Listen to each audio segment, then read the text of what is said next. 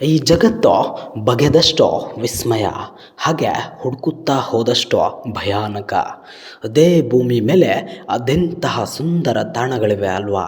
ಅಲ್ಲಿಗೆ ಭೇಟಿ ಕೊಟ್ಟರೆ ಸಾಕು, ನಿಮ್ಮ ಮನಸ್ಸು ಹಗುರವಾಗುತ್ತೆ, ಉಲ್ಲಾಸದಿಂದ ತೇಲುವಂತಾಗುತ್ತೆ.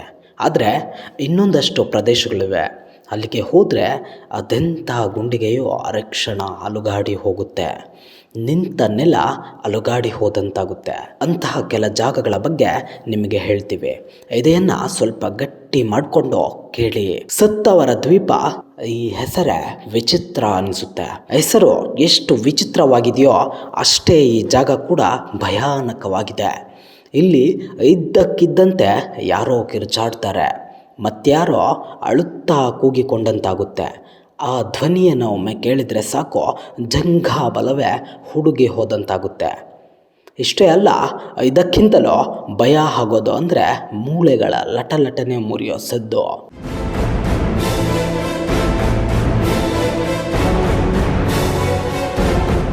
ಇದನ್ನು ಕೇಳಿದರೆ ಒಮ್ಮೆಲೆ ಗುಂಡಿಗೆ ಬಾಯಿಗೆ ಬಂದಂತಾಗುತ್ತೆ.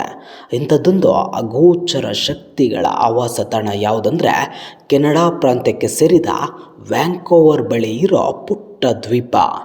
ಇದಕ್ಕೆ ಕಾರಣವಾದರೂ ಏನು ಅಂದರೆ ಅದು 1888 ಮತ್ತು 1892 ನಡುವೆ ಸಿಡುಬು ರೋಗ ಹಬ್ಬಿತ್ತು. ಇದಕ್ಕೆ ತುತ್ತಾಗಿ ಸತ್ತವರನ್ನು ಇಲ್ಲಿ ಹೂಳಲಾಗಿತ್ತು. ಇದಾದ ಬಳಿಕ ಏನಾಯಿತು? ಈ ದ್ವೀಪವನ್ನು ಕೆನಡಾದ ನೌಕಾಸೇನೆ ಮತ್ತು ಪೊಲೀಸ್ ಇಲಾಖೆ ತನ್ನ ಒಡೆತನಕ್ಕೆ ತೆಗೆದುಕೊಂಡ್ವು. ಅಲ್ಲೇ ಕವಾಯಿತು ನಡೆಸಲು ಪ್ರಾರಂಭಿಸಿದರು. ಅದರಲ್ಲೇ ಕವಾಯಿತು ನಡೆಸೋ ವೇಳೆ ಯೋಧರಿಗೆ ಕಿರಿಚುವ ಮತ್ತು ಮೂಳೆ ಮುರಿಯೋ ಶಬ್ದ ಕೇಳಲು ತೊಡಗಿತ್ತು. ಇದು ಆರಂಭವಾಗಿದ್ದ ಇಲ್ಲಿ ಕವಾಯಿತು ನಿಲ್ಲಿಸಲಾಯಿತು. ಇದೀಗ ಈ ಪ್ರದೇಶ ನಿರ್ಜನವಾಗಿದೆ. ಆದರೆ ಇವತ್ತಿಗೂ ಇತ್ತ ಯಾರಾದರೂ ಸುಳಿದಾಡಿದರೆ ಭಯಾನಕ ಅನುಭವ ಆಗುತ್ತಂತೆ. ಅಲ್ಕಟ್ರಾಸ್ ದ್ವೀಪ, ಈ ದ್ವೀಪದ ವಿಶೇಷತೆ ಏನಪ್ಪ ಅಂದರೆ ಜೈಲುಗಳಿಗೆ ಇದು ಪ್ರಖ್ಯಾತಿ ಪಡೆದುಕೊಂಡಿದೆ. ಆದರೆ ಸದ್ಯ ಯಾವುದೇ ಕೈದಿಗಳು ಇಲ್ಲಿಲ್ಲ. ಹೀಗಿದ್ರೂ ಇಲ್ಲಿ ವಿಚಿತ್ರಗಳು ನಡೀತಿವೆ. ಇದ್ದಕ್ಕಿದ್ದಂತೆ ಜೈಲಿನ ಕಿಟಕಿ ಬಾಗಿಲುಗಳು ದಿಢೀರ್ ತೆರೆದುಕೊಳ್ಳುತ್ತವೆ, ಅಷ್ಟೇ ರಭಸವಾಗಿ ಮುಚ್ಚಿಕೊಳ್ಳುತ್ತವೆ. ಹಾಗಂತ ಇಲ್ಲಿ ಜೋರಾಗಿ ಗಾಳಿ ಬೀಸೋದಿಲ್ಲ. ಹೀಗಿದ್ರೂ ಇಂತಹ ಭಯಾನಕ ವಿಚಿತ್ರ ಮಾತ್ರ ಆಗ್ತಾನೆ ಇರುತ್ತೆ.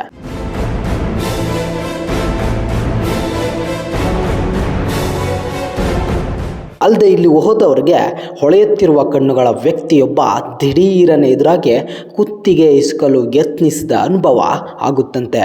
ನಾರ್ಫಾಕ್ ದ್ವೀಪ ಇದು ಕೂಡ ಭಯಾನಕತೆಯಿಂದ ಹೊರಬಂದಿಲ್ಲ. ಆಸ್ಟ್ರೇಲಿಯಾದ ಪರಿಧಿಗೆ ಸೇರಿರೋ ಪೆಸಿಫಿಕ್ ಮಹಾಸಾಗರದಲ್ಲಿ ಈ ದ್ವೀಪವಿದೆ.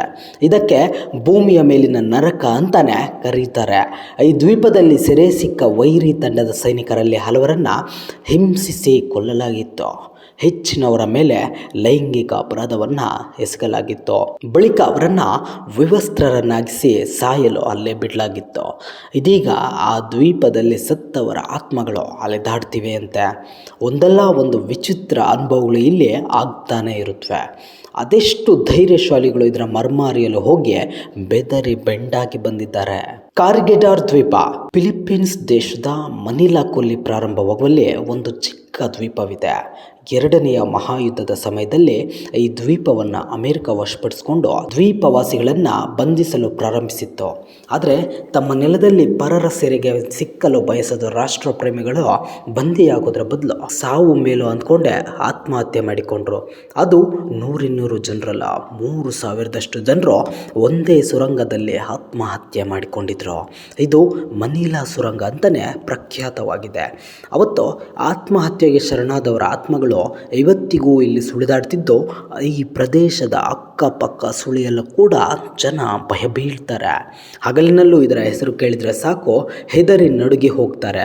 ಇಲ್ಲಿ ನಡೆಯೋ ಅಗೋಚರ ಶಕ್ತಿಗಳ ಆಟೋಟದ ಬಗ್ಗೆ ಸಂಶೋಧನೆ ಮಾಡಲು ಬಂದವರು ಮತ್ತೊಮ್ಮೆ ಇತ್ತ ತಲೆ ಹಾಕಿಯೂ ಮಲಗಿಲ್ವಂತೆ.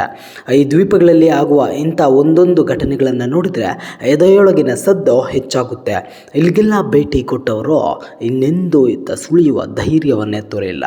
ಕಾಲ ಎಷ್ಟೇ ಮುಂದುವರೆದರೂ ಕಾರಣದ ಶಕ್ತಿಗಳು ತಮ್ಮ ಕೈ ಚಳಕ ತೋರಿಸುತ್ತವೆ ಅನ್ನೋದಕ್ಕೆ ಈ ಸ್ಥಳಗಳು ಸಾಕ್ಷಿಯಾಗಿವೆ.